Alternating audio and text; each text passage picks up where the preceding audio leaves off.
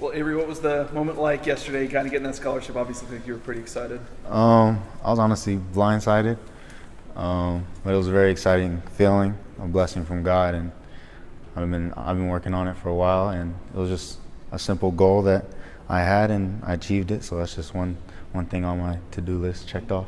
To hear Harsin kind of say what he said about you kind of doing things the right way, and it seemed like he was very excited to give it to you. What did that mean in that moment? It means a lot, obviously, coming from the head coach. I was just very appreciative for the opportunity that they gave me here.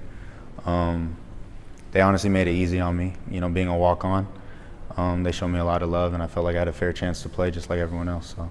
When Coach Harsin starts saying, "I want to give this guy a scholarship," and is your mind starting to race? Are you hoping it's you? What was that before you said your name? What was kind of going through your mind? Obviously, it's fall camp now, so we have a lot on our minds. I was just listening to him. I didn't really think too much into it, and he said my name, and I was just real excited. But to be honest, I'm just focused on this season. I'm obviously blessed. I got this scholarship, but it's not going to change my drive, my passion. My mentality will stay the same. What do you kind of see as your role, and how do you kind of see yourself fitting in? Obviously a strong spring, and obviously we see you there on the depth chart. How do we kind of see? What do you kind of see as your role this year? Special teams and defense.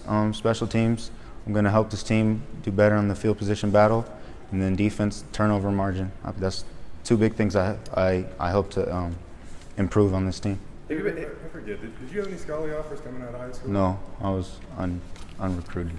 Yeah. Why come to Boise State? I had a connection here, and I used it to my advantage and visited, and I felt like the coaches, I felt like they wanted me here, and that was based on my decision. It was really family-like feeling, so I took the chance. With a lot of times we've seen them do this a number of times over the years, hand out these scholarships, and there are times where it's based off guys producing on the field. But how hard do you have to work to be a redshirt freshman that hasn't even played in a game to get a scholarship? There's obviously a lot of weight on my shoulders now, and they're expecting a lot from me. But like I said, I'm gonna keep the same mentality, the same drive. I'm excited to be here, and I'm gonna love what I do. On defense, mainly been working in that kind of nickel Sam spot. Is that mostly where you've been? Nickel and corner. That's where they mostly have me right now. I'm getting reps at both. It seems like in the spring I saw you running back a little bit. Yeah, I was at running back. You're all over. What is that? It seems like they want to put you somewhere, but maybe don't know where yet. I try to get on the field any way I can. I've been in a lot of different position meetings. I'm learning a lot of positions just because I want to be versatile. I honestly want to help this team any way I can. On special teams, have you been returning or doing other stuff than that? Punt returning, kick returner, off returner, kickoff, just anything to help the special teams. Yeah. What was your connection again here? Scotty McKnight. Okay. Yeah, I played at Colorado, receiver. I know Scotty. Why do you think you didn't have any? What was kind of your high school background? Why do you think you didn't have much interest in high school? My first 3 years, I went to St. Francis High School, played strong safety there. Then when I transferred to J. Sarah Catholic, my senior year, I just played running back. I couldn't tell you probably because I'm undersized, but I was given a chance, so I took it and I rolled with it, and it's just how the cards played. You're part of a defense that has a lot of guys, maybe in a similar situation to you. Maybe they've played a little or not at all necessarily for this team.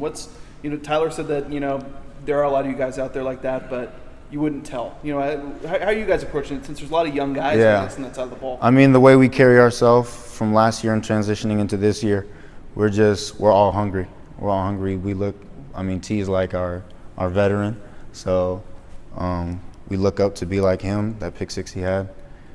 We want to do big things like that, and we want to make big plays, and we definitely want to help our turnover margin. Is there a common bond between the young guys? Because talking to Ashley Ambrose and the other coaches, it says there's a lot of guys that kind of have a knack for the ball, and that they're fully expecting to turn around that that turnover margin. Last year.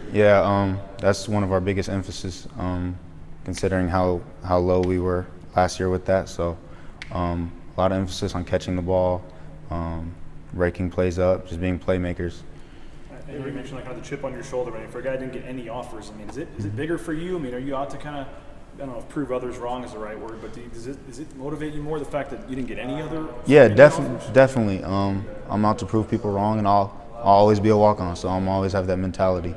So I won't ever change. How beneficial was the spring for you in terms of your confidence? Because I mean, you said you didn't get a lot. You obviously didn't play last year, but you kind of had a pretty successful spring, it seems like. So how much was that a springboard for you in the summer, and what did that do for your confidence? My year redshirting was a development year, physically and mentally. I just looked at the guys in front of me and reps. I got a lot of reps. Even though I wasn't playing in the games, I was getting a lot of reps against the first team guys and scouts. So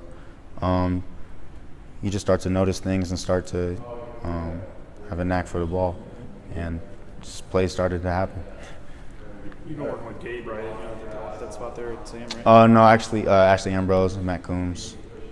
Okay, no, Yeah. Gabe Perez was at your position. Oh, right? Gabe Perez, at Sam. Oh, sorry. We have different packages, so he comes in on different plays. But we're going to talk to him too. I know he's battled a lot of injuries and stuff. What have you seen out of Gabe Perez this year, finally being healthy again? he's a beast. It's nice to see him out there. This is like my first time ever actually seeing him play, and man, I wish the best for him. I hope he stays healthy, because he is a beast when he's out there. What does he? You mentioned him being a beast or whatever. He's got that size and stuff. You maybe want from that spot. What is it about him as a player that? I mean, setting the edge and his intelligence too. He knows the game real well, and he's just a big guy that probably can't block him. I mean, you might have to double team him. So.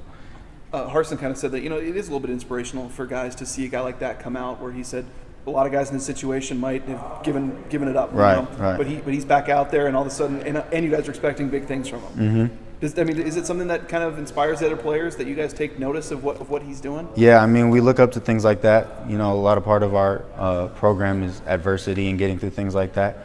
So whether your adversity's off the field or on the field with injuries, some things in the classroom, that's something to look up to and learn from.